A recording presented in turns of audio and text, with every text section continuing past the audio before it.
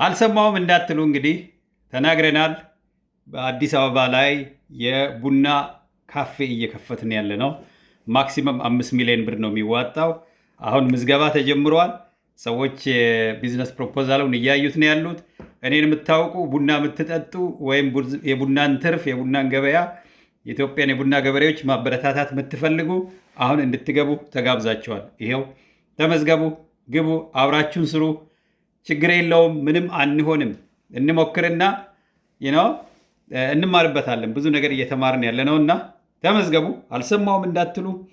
ማክሲመም 5 ሚሊዮን ብር ለጊዜው ለመነሻ ከ50 ሰው ሳይበልጥ የኢትዮጵያ ካፒታል ገበያ ሕግን ተከትለን የኢትዮጵያን ሕግ አክብረን እንሰራለን። አብረን እንስራ።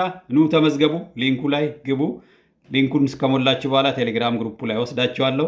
በአጭር ጊዜ ይሄ ስራ ተተግብሮ ታያላችሁ ማለት ነው። እንዲህ አይነት አነስ አነስ ያሉ ቢዝነሶች ለኢትዮጵያ ወጣቶች መተግበር በአሜሪካና በኢትዮጵያ መሀል ያለውን አብሮ የመስራት የአፍሪካ መሀል ያለውን አብሮ መስራት ማሳለጥ የአዲሱ ዓመት እቅዴ ነው ማለት ነው። እንኳን ለአዲሱ ዓመት አደረሳችሁ።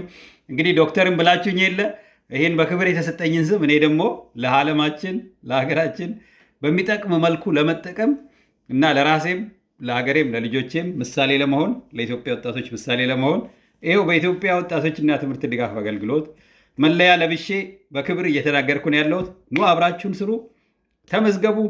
ይሄ የአሁኑ ፎከስ የሚያደርገው ቡናና ቡና ላይ ታርጌት ያደርጋል።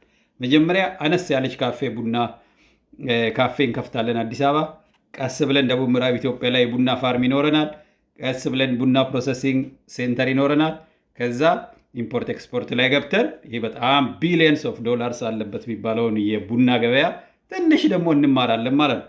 በየአቅጣጫው እየሰራን የኢትዮጵያን ሕዝብ አብረን ሰርተን አብረን መሻሻል፣ እንደዚሁም ደግሞ እዚህ አሜሪካ ሀገር ካላችሁ ኢትዮጵያውያንም የኢትዮጵያ ወዳጆች ጋር አብረው ለመስራት ተዘጋጅተናል። መልካም አዲስ ዓመት፣ ሃፒ 2026 ብለናል። እናመሰግናለን። ቴንክ ዩ